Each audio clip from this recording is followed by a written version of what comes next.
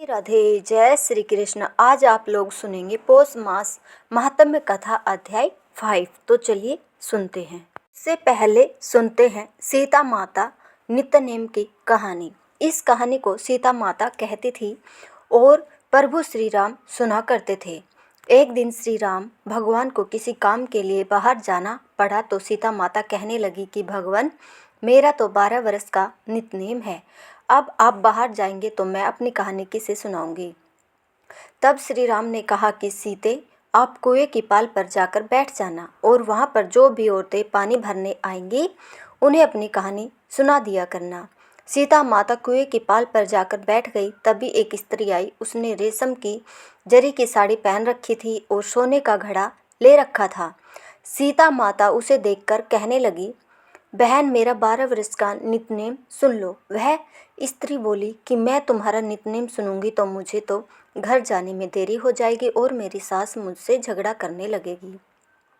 इसलिए उसने कहानी नहीं सुनी और अपने घर चली गई। लेकिन उसके जाते ही उसकी रेशम की जरी की साड़ी फट गई। सोने का घड़ा भी मिट्टी के घड़े में बदल गया। सासू ने देखा तो पूछा, बहू, यह किसका दोष अपने सिर लेकर आ गई है।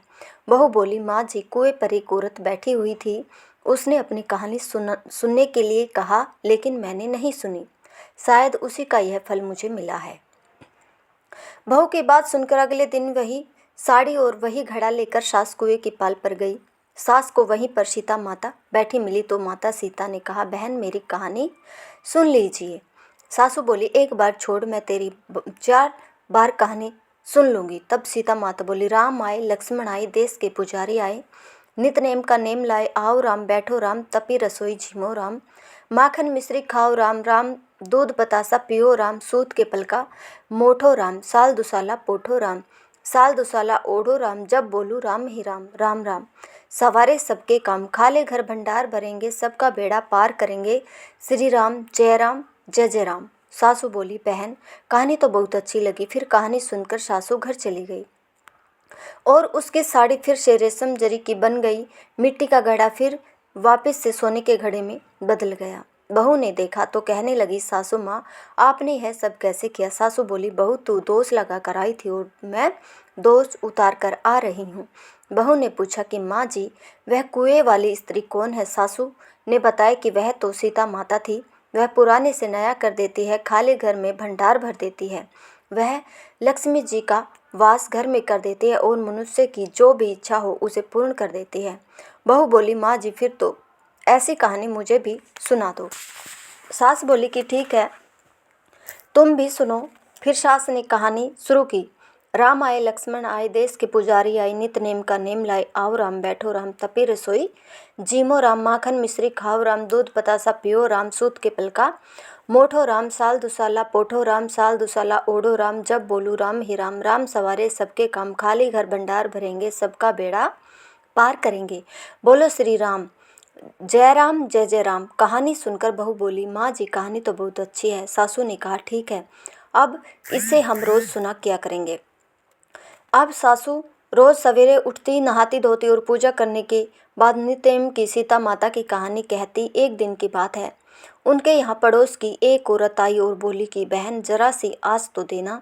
तो बहू बोली कि आज तो अभी हमने जलाई ही नहीं है। पड़ोसन बोली, तो फिर तुम सुबह 4 बजे उठकर क्या कर रही हो। तो उन्होंने कहा कि हम तो सुबह सुबह उठकर पूजा करते हैं, फिर सीता माता की नित्यनेम की कहानी कहते हैं। पड़ोसन ने उसकी बात सुनकर फिर कहा कि सीता माता की कहानी कहने से तुम्हें क्या मिलता है। तब वे दोनों बोली कि सीता माता की कहानी कहने से घर में भंडार भर जाते हैं, सारे काम पूर्ण हो जाते हैं, मन की इच्छा भी पूरी होती है। पड़ोसन ने कहा, बहन, अगर ऐसा है तब तो फिर मुझे भी कहानी सुना दो। तब बहू बोली कि ठीक है, तुम यह कहानी सुन लो। राम आए, लक्ष्मण आए, देश के पुजारी आए, नित्यनेम का नेम लाए, आओ राम, बैठो राम, तपी रसोई जीमो राम, माखन मिश्री खाओ राम, दूध बतासा पियो राम, राम सूत के पलका मोठो राम, साल दुसाला ओढ़ो राम, पोठो राम, साल दुसाला ओढ़ो राम, जब बोलू राम ही राम, राम सवारे सबके काम, खाली घर भंडार भरेंगे, सबका बेड़ा पार करेंगे, श्री राम जय जय राम। पड़ोसन ने इस कहानी को सुना तो कहने लगी, बहन, कहानी तो बहुत अच्छी लगी। अब वह पड़ोसन भी नित्यनेम सीता माता की कहानी कहने लगी। कहानी कहने से सीता माता ने पड़ोसन के भी धन के भंडार भर दिए। देखते ही देखते अब तो पूरे मोहल्ले में नित्य की कथा चल पड़ी और हर किसी की मनोकामना पूर्ण होने लगी है। हे सीता माता, जैसे आपने उन सभी के भंडार भरे वैसे ही हमारे भी भरना। कहानी कहने वाले, सुनने वाले और हुंकार भरने वाले सबके भरना। सभी प्रेम से बोली सीता मैया की जय। अब सुनिए आज का अध्याय। महाराज के 100 गांव में रहने पर रोज ही वहां पर नई नई यात्रा जमा होने लगी। महाराज की महिमा अपार रूप में बढ़ गई, यानी कि योगेश्वर को यह उपाधि ही थी। अब कोई भी सच्चा साधु लौकिक उपाधि में नहीं फंसता। ऐसा विचार करके उसे दूर करने के लिए महाराज जंगलों में भटकने लगे। महीना महीना बाहर रहते, कहीं भी बैठकर एकांत में समय बिताते और अपना परिचय किसी को भी नहीं लगने देते थे। तो श्रोतांग ऐसे ही भटकते रहते थे। एक बार महाराज पिंपल गांव पहुँचे। अब वहां का वृत्तांत भी आप सभी लोग सुनिए। पिंपल गांव के बाहर जंगल में एक हिमांड पंथी धरती का पुराना शिवालय था। उस मंदिर के गर्भगृह में महाराज पदासन लगाकर बैठ गए। गांव के चरवाहे अपने अपने गोए लेकर सूर्यास्त के समय गांव को वापस लौटने लगे। मंदिर के पास में एक छोटा सा झरना बहता था जिसमें सभी पशु जल पीते थे। उस दिन गौ वहां पर जल पी रही थी और कुछ चरवाहे भगवान शिव के दर्शन करने के लिए मंदिर में चले गए। वहां पर पदासन में समाधिस्थ तेज पुंज महाराज को देखकर वे आश्चर्यचकित हो गए, क्योंकि सूर्यास्त के समय इस प्रकार कोई भी योगी इन ग्वालों ने कभी नहीं देखा था। सो उन्हें बड़ा आश्चर्य हुआ। उनमें से कुछ बाहर आकर अपने अपने साथियों को बुलाने लगे। कुछ महाराज के सामने बैठ गए। क्या देखते हैं कि यह साधु ना तो आंखें खोलता है न ही बोलता है, जिस कारण गोप बालक कुछ भी समझ नहीं पाए। कुछ कहने लगे, यह तो बहुत दुर्लभ हो गया है, यही कारण है कि शायद आंखें बंद करके दुख में बैठा हुआ है। कुछ कहने लगे, कई दिनों से भूखा लगता है, सो हम लोग इनकी थोड़ी सी रोटी खिला सकते हैं। ऐसा कहकर वे महाराज के मुख के सामने कोड़ देने लगे। लेकिन महाराज किसी भी तरह की कोई भी हलचल नहीं कर रहे थे, कुछ बोले भी नहीं। अब यह देखकर चरवाहे बालक बड़े असमंजस में पड़ गए। आपस में तर्क करने लगे कि अगर कोई मर्द माने तो इनका शरीर तो गर्म है, सांसें भी चल रही है और बैठे भी स्थिति में है। कुछ कहने लगे, हो सकता है यह कोई मायावी पिशाच हो। लेकिन दूसरे बालक कहने लगे कि नहीं, शिव मंदिर में भला पिशाच कैसे आ सकता है। कोई कहने लगा, अरे यह स्वर्ग लोक से कोई देवता यहाँ प्रकट हुआ है, हम लोगों को तो इनका पूजन करना चाहिए, जाकर झरने का जल लेकर आओ। सुनकर कुछ गोप बालक जल लाने को दौड़ गए और खपेल में पानी लाकर महाराज जी के चरणों में बड़े भाव से डाला। कुछ बालकों ने जंगली पुष्प लाकर माला गूंथकर उनके गले में डाल दी। कुछ ने प्याज और रोटी वट पत्र पर सामने रख दी। सबने नमस्कार करके सामने बैठकर भजन करना शुरू कर दिया। इस तरह खुशी मनाते हुए, आनंदोत्सव करते हुए एक चरवाहे ने कहा, भाई देखो, अब सूर्यास्त हो गया है, इसलिए हमें घर चलना चाहिए, क्योंकि इतनी देर हो गई है, फिर भी पशुओं को लेकर चरवाहे क्यों नहीं आई। ऐसा गांव के लोग कहने लगे, हम लोग यह समाचार गांव के बड़े बूढ़ों को जाकर बताएंगे, जिससे वे सत्य का पता लगा ही लेंगे। विचार करके वे चरवाहे बाला गांव में गए और सारा वृत्तांत लोगों से कह सुनाया। अगले दिन सुबह चरवाहे के साथ साथ गांव के लोग महाराज को देखने शिव मंदिर पर आए। महाराज जैसे कल बैठे हुए थे, ठीक उसी स्थिति में बिल्कुल वैसे ही आज भी बैठे हुए हैं। अन्न को बिल्कुल स्पर्श तक नहीं किया है। तो उनमें से कुछ बोले, यह तो योगी है, शिव मंदिर में बैठे हुए हैं, चलिए इन्हें परेशान करना ठीक नहीं है। तो कुछ बोले, अरे भाई, यह तो साक्षात भगवान शंकर पिंड से बाहर आकर हमें दर्शन देने को प्रकट हुए हैं, यह तो हमारा महाभाग्य है, चलिए इन्हें गांव में लेकर चलते हैं।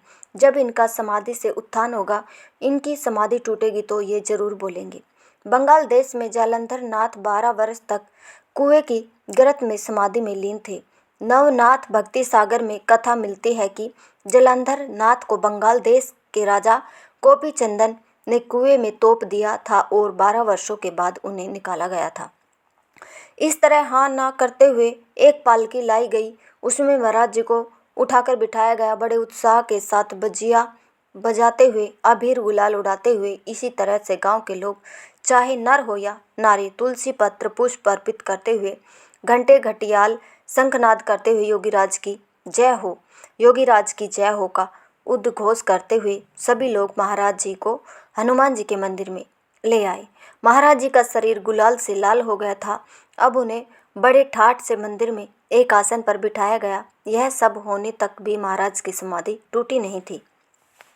उन्होंने जाना कि महाराज योगियों के मुकुटमणि सदगुरु मूर्ति रूप है। सभी लोग उनके चरणों में लोटपोट होने लगे। नवेद चढ़ाने की धूम मच गई। अनेक पात्र परोस कर लाए गए। महाराज शरीर में उतरे और चैतन्यमय वातावरण हो गया। महाराज की समाधि टूटी तो महाराज जी ने अन्न ग्रहण किया। आसपास के गांव में भी यह बात फैल गई। मंगलवार को से गांव का बाजार लगता है, सो लगभग सभी देहातों से लोग वहां आते हैं। पिंपल गांव के लोग भी वहां आए और अपने यहाँ के महाराज के विषय का सारा समाचार सुनाया। उन्होंने बताया कि साक्षात श्री हरि एक योगी के रूप में हमारे गांव में आए हुए हैं। अब हम लोग उन्हें वहां से कहीं नहीं जाने देंगे। सारे बाजार में देखते ही देखते यह समाचार फैल गया। अब जब बंकट लाल जी को पता चला तो वह पत्नी सहित पिंपल गांव में गए और हाथ जोड़कर अनेक तरह से प्रार्थना करने लगे। अभी आता हूँ कहकर भगवान आप तो चले आए और अब तो आपको गए हुए 15 दिन बीत गए। गुरुदेव, आपके बिना घर सूना सूना लगता है। से गांव के सभी लोग चिंतित हो गए हैं। मैं गाड़ी लाया हूँ, उसी में आप बैठकर चलिए। माता पुत्र का बिछोह न करिए। आपका नित्य दर्शन करने वाले भाविक जन उपवास कर रहे हैं। प्रभु, अगर आप से गांव में नहीं चलेंगे तो मैं यहीं शरीर त्याग दूंगा। बंकटलाल के ऐसा कहने पर महाराज गाड़ी में पर बैठकर से गांव के लिए चले। जैसे भगवान कृष्ण को लेकर ब्रज से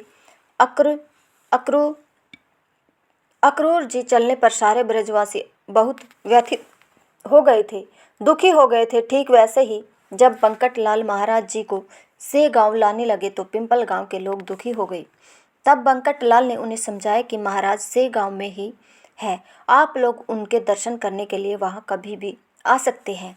इस अमूल्य मूर्ति को जहां भी वहां रहने दो, हटाओ मत। बंकटलाल पिंपल गांव के साहूकार भी थे। इसी कारण से किसी को भी उनको रोकने का साहस नहीं हुआ। अब गाड़ी में बैठकर महाराज जी बंकटलाल से कहने लगे, अरे तेरी यह अच्छी साहूकारी है, दूसरे की धरोहर जबरदस्ती अपने घर में ले जाते हो। मुझे तो तुम्हारे घर में आने से ही डर लगता है, क्योंकि लोक माता लक्ष्मी जी जो भगवान विष्णु की पत्नी है, जिनकी सत्ता अगाध अतरक है, उसको भी घर में बंद कर रखा है। सो भला मेरी क्या गति। इस प्रकार जगदम्बा का हाल देखकर ही मैं भाग खड़ा हुआ था। अब यह सुनकर बंकटलाल तो हंस पड़े और बड़ी नम्रता से बोले, महाराज मेरे कलुप से माता डरी नहीं। आपका निवास वहाँ है इसलिए वहाँ स्थिर है, नहीं तो भला मेरी क्या गिनती। जहाँ बालक वहीं तो माता होती है, दूसरे का वहाँ ठिकाना कैसे हो सकता है। प्रभु, आपके चरणों के आगे मुझे धन की कोई परवाह नहीं। यह चरण कमल ही मेरा श्रेष्ठ धन है, इसलिए यहाँ आया। अब मेरा घर मेरा नहीं, सब कुछ आपका है। आप ही उसके स्वामी हैं, और स्वामी को भला कोई सेवक कैसे रोक सकता है। मेरी तो बस इतनी ही प्रार्थना है, जैसे गाय चरने के लिए जंगल में जाती है, लेकिन शाम होने पर अपने बछड़े के लिए वहाँ फिर से वापस लौटकर घर आ जाती है, ऐसे ही आप भी कीजिएगा। कहीं भी जाइए, जहाँ आपकी इच्छा हो वहाँ आप जाइए, लेकिन सेगांव को कभी मत बिसारिए।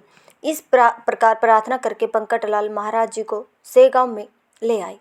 महाराज जी अब कुछ दिन सेगांव में रहे। एक दिन फिर वह निकल पड़े। बरार में गांव नाम का एक देहात है। महाराज जी वहां जाने के लिए चल पड़े। सेगांव वासियों की नज़र बचाकर वे प्रातःकाल ही चल पड़े। महाराज जी की गति आयु के समान थी। उनकी गति देखकर साक्षात हनुमान जी पुनः अवतरित हुए। ऐसा लगता था वैशाख का महीना था।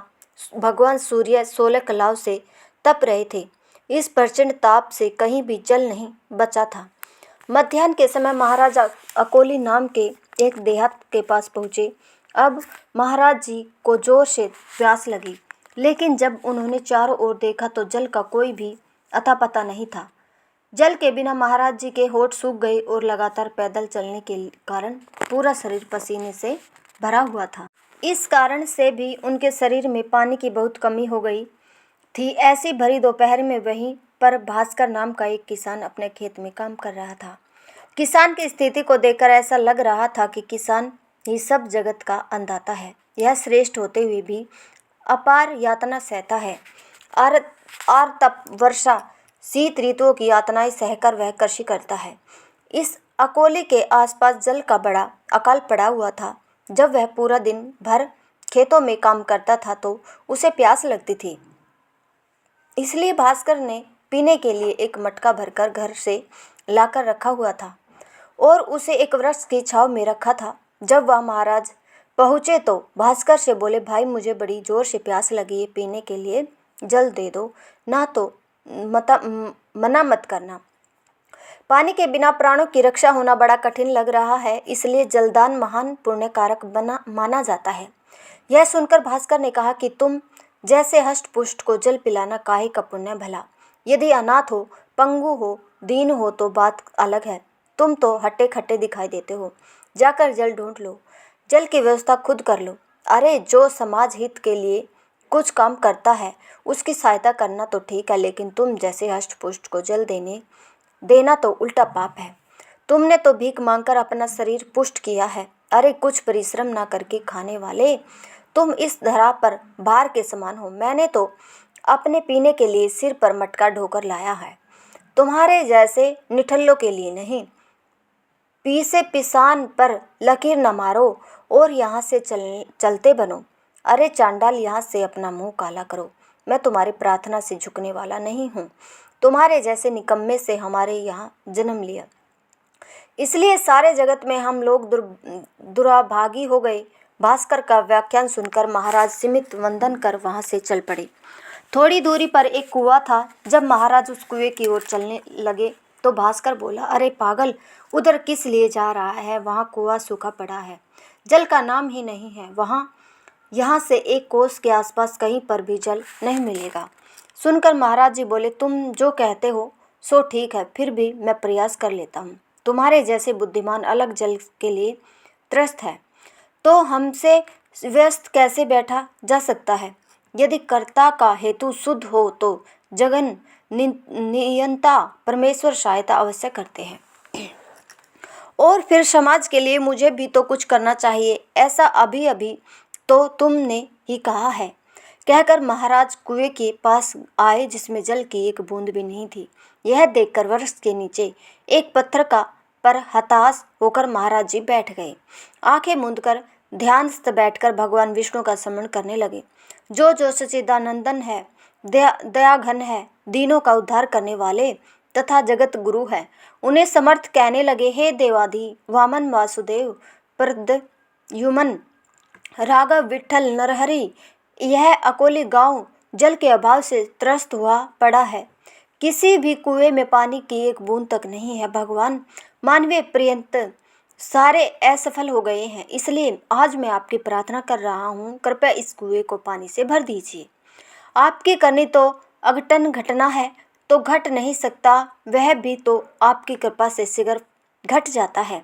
प्रभु, जलते आम वृक्ष में है पांडुरंग, आपने बिल्ली के शिशुओं का रक्षण किया। भक्त प्रहलाद की रक्षा करने के लिए आप स्तंभ से प्रकट हो गए हैं। गोकुल की गौओं की रक्षा करने के लिए आपने 12 गांव का अग्निपान किया। इंद्र के कोप से बचाने के लिए नख के अगले हिस्से पर आपने गोवर्धन पर्वत धारण किए। थानेदार दामजी पंथ को छुड़ाने के लिए आपने विट्ठू महाराज जी का रूप धारण किया। चोखा मेला के लिए ढोर खींचे और सातवां माली के खेतों की रक्षा करने के लिए तो आपने गधे तक हाँके। प्रभु उपमनी को दूध का सागर प्रदान किया, उसी तरह नामदेव को मारवाड़ में प्यास लगी तो सूखे कुएं को लबालब जल से भर दिया। महाराज इसी प्रकार मन ही मन प्रार्थना कर रहे थे कि महान आश्चर्य हुआ। कुएं में झरना फट पड़ा और देखते ही देखते कुआं जल से भर गया। जिसके जगन्नाथ सहाय होते फिर भला उसके लिए क्या नहीं होता। सत्य है कि ईश्वर सत्ता अगाध है, अघटन घटना घट सकती है। उछलता हुआ जल महाराज पीकर तृप्त हो गए और जो भास्कर ने देखा उसका तो चित्त चंकित हो गया। ये सब देखकर उसका तो कोई तर्क नहीं चल रहा था। अरे जो कुआं 12 वर्षों तक सूखा पड़ा था उसे उन्होंने क्षण भर में जल से भर दिया। हो ना हो, यह तो महान साक्षात्कारी पुरुष है। अब कृषि का काम छोड़कर भास्कर वहां दौड़ते हुए आया और महाराज के चरण कमलों में दृढ़ता से लोटपोट होने लगा। उनके चरण पकड़कर प्रार्थना करने लगा, कहने लगा, हे मानव शरीरधारी भगवान, मैं आपका अबोध शिशु हूँ, मुझे क्षमा करो। आपके प्रभाव से अनजान होकर मैंने आपको बहुत कुछ भला बुरा कह दिया। प्रभु सो कृपा निधान, वो मेरे अपराध क्षमा कर दीजिए। गोपियों के कटु वचन भी तो भगवान कृष्ण ने अपने ध्यान में नहीं लिए थे। आपके महाभेश में मैं ठगा गया था, जिसका प्रत्यक्ष करते द्वारा आपने भ्रम में निराश किया। हे सद्गुरुनाथ, अब मैं आपके चरण नहीं छोड़ने वाला। यह सब परपंच मिथ्या है। आज मुझे यह पता लगा। अब इस अज्ञानी बालक को दूर न कीजिए। सुनकर महाराज बोले, अरे अब दुखी होने का कारण नहीं। पीने के पानी के लिए सिर पर ओढ़कर मटका लाने की भी आवश्यकता नहीं। तुम्हारी आवश्यकता के लिए मैंने यह जल का निर्माण किया। अब परपंच किस लिए छोड़ते हो? इस कुएं से बाग लगाओ, भरपूर जल है। सुनकर भास्कर बोला, भगवान अब यह लोभ आप मुझे ना लगाओ। मेरा निश्चय ही कुआं है, सो सूखा पड़ा था। आपकी कृपा से आपने उसे साक्षात्कार रूपी सुरंग लाकर फोड़ दिया। अब फूटकर उसी में भाव रूपी जल बहने लगा। सो अब मैं बाग अवश्य लगाऊंगा, लेकिन भक्ति में, भक्ति का, जिसमें वर्ती रूपी भूमि सानिध्य रूपी फल के वृक्ष लगाऊंगा। सत्क्रम, हाँ सत्क्रम, यही उसके पुष्प वृक्ष होंगे जो नित्य होंगे। अब यह क्षणिक बाग मुझे नहीं चाहिए। श्रोताओं, अब आप लोग संगति लाइए। भास्कर को एक क्षण की सत्संगति से उद्धार हो गया। उसका जीवन सफल हो गया। सच्चे साधुओं की संगति सारे बंधनों से श्रेष्ठ है। जैसे तुकाराम महाराज जी ने कहा है, संत चरण रज अभंग में अपने हित के लिए उस अभंग का मनन चिंतन करिए। पानी लगाने के बाद अब सभी लोग महाराज के दर्शन करने के लिए दौड़ पड़े। ठीक वैसे ही पड़े जैसे मधुमक्खी मधु के लिए दौड़ती है, शक्कर कण के लिए चींटियां दौड़ पड़ती है, वैसे ही साधु जन समुदाय भारी भरकम भीड़ साधु महाराज जी के लिए दौड़ पड़ी। बड़ा जन समुदाय वहां आया और कुएं के जल को पीकर देखा, जो निर्मल शीतल और अमृत के समान मधुर था। सभी लोग गजानन महाराज की जय जयकार करने लगे। इसके बाद गजानन महाराज भास्कर के साथ आगे अड़गांव ना जाकर से गांव में वापस लौट आए। श्री गजानन महाराज सिद्ध योगी थे। हरे कृष्णा, आज का प्रसंग यही समाप्त हुआ। इसके आगे का वृत्तांत आप सभी कल के अध्याय में सुनिएगा। सभी प्रेम से बोलिए श्री गजानन महाराज की जय। श्री रवि हरत हो घोर तप, अगणित किरण पसारी। वंदन करु तब चरणन में, अर्घ देऊ जलधारी। सकल सृष्टि के स्वामी हो, सच्चा चर के नाथ। निस्दिन होत तुमसे ही होवत, संध्या प्रभात। जय भगवान सूरत तम हारी, जय खगेश दिनकर शुभकारी। तुम ही हो सृष्टि के नेत्र स्वरूपा, त्रिगुणधारी त्रिवेद स्वरूपा। तुम ही कर्ता पालक संहारक, भुवन चतुर्दश के संचालक। सुंदर वदन चतुर्भुजधारी, रसिम रथ तुम गणन बिहारी। चक्र शंख अरु श्वेत कमलधर, वर मुद्रा सोहत। चोटे कर शीस मुकुट, कुंडल गलमाला।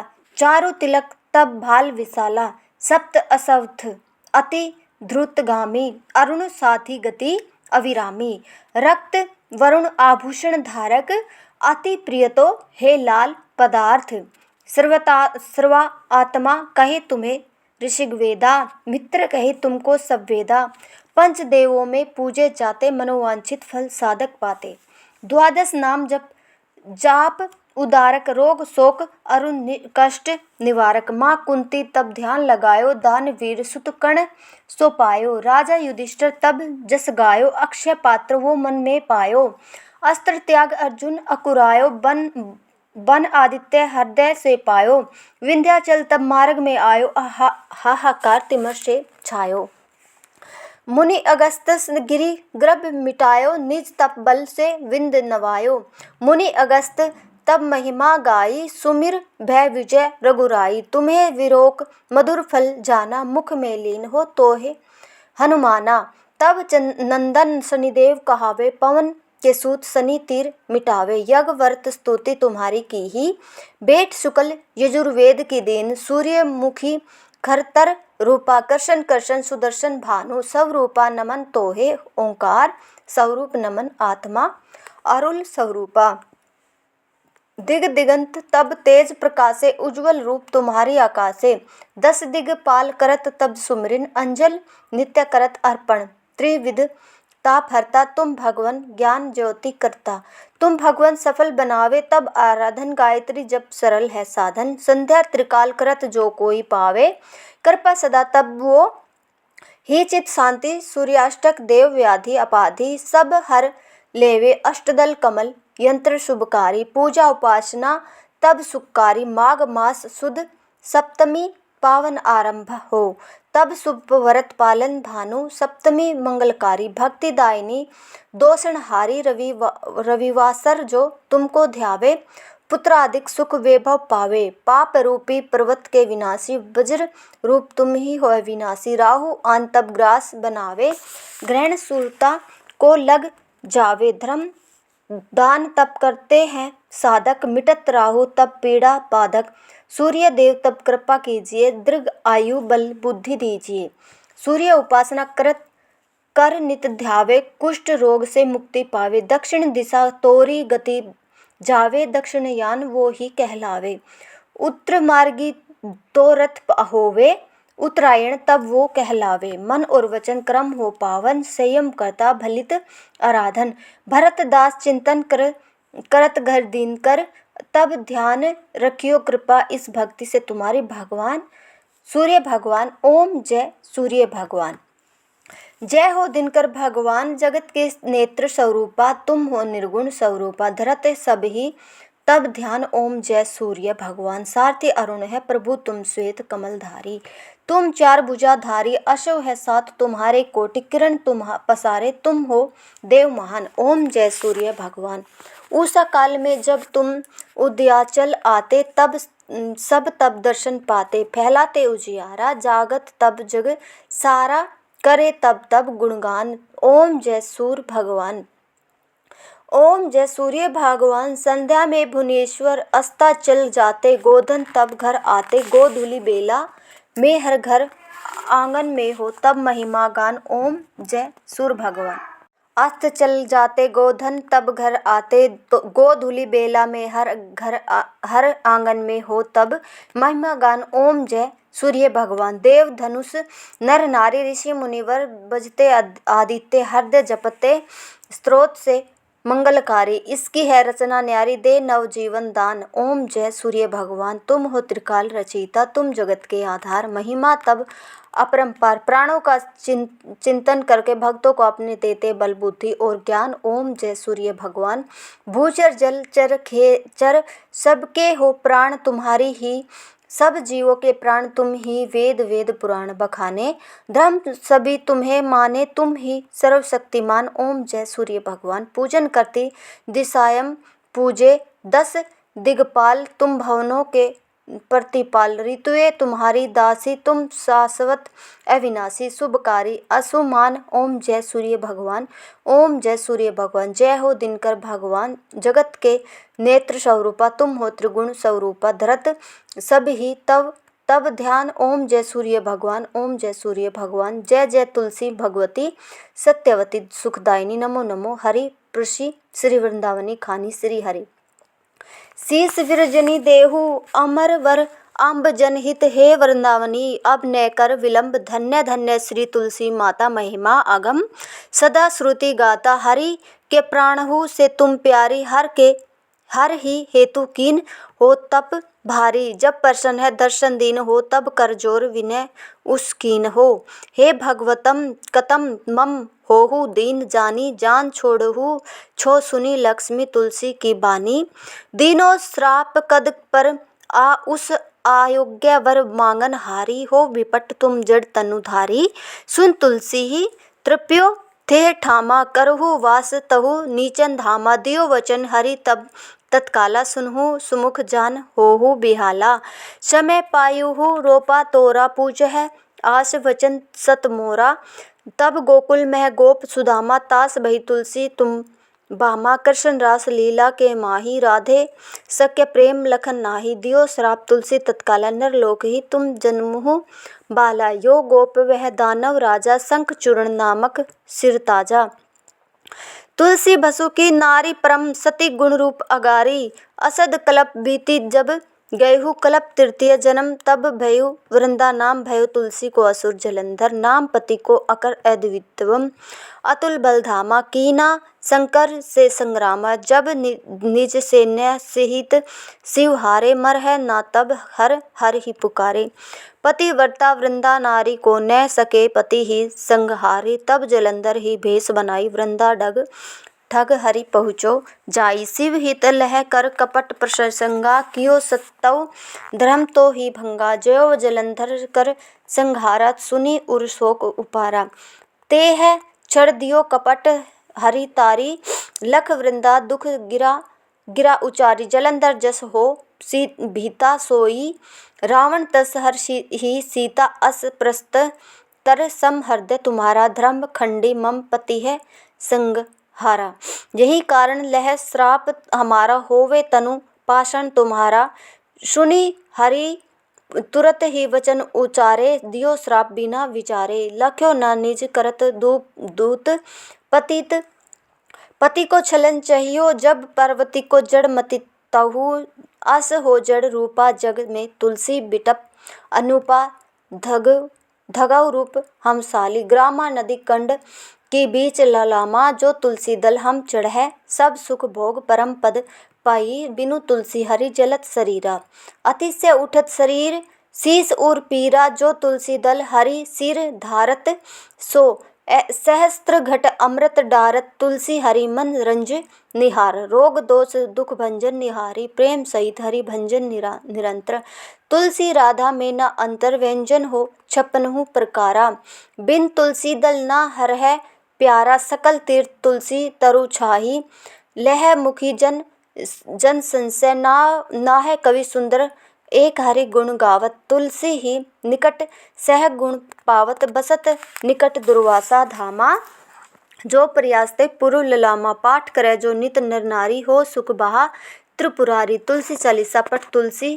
तरु ग्रहधारी दीप दान कर पुत्र फल पाव बंध नारी सकल दुख दरिद्र हरिहार परम प्रसन्न आश धन में लड़ह कर बसै पूर्ण अन्न लाहै अभी मत बल जगत मह लाहा पूर्ण सब काम जे है दल अर्पह तुलसी तह सहस बसह हरि राम तुलसी महिमा नाम लख तुलसी सूत सुख राम मानस चालीसा रचो जग मह तुलसीदास प्रेम से बोले तुलसी महारानी की जय तुलसी महारानी की जय। अगर आप लोगों को हमारी यह कथा पसंद आई हो तो इस वीडियो को ज़्यादा से ज़्यादा शेयर करें। धन्यवाद।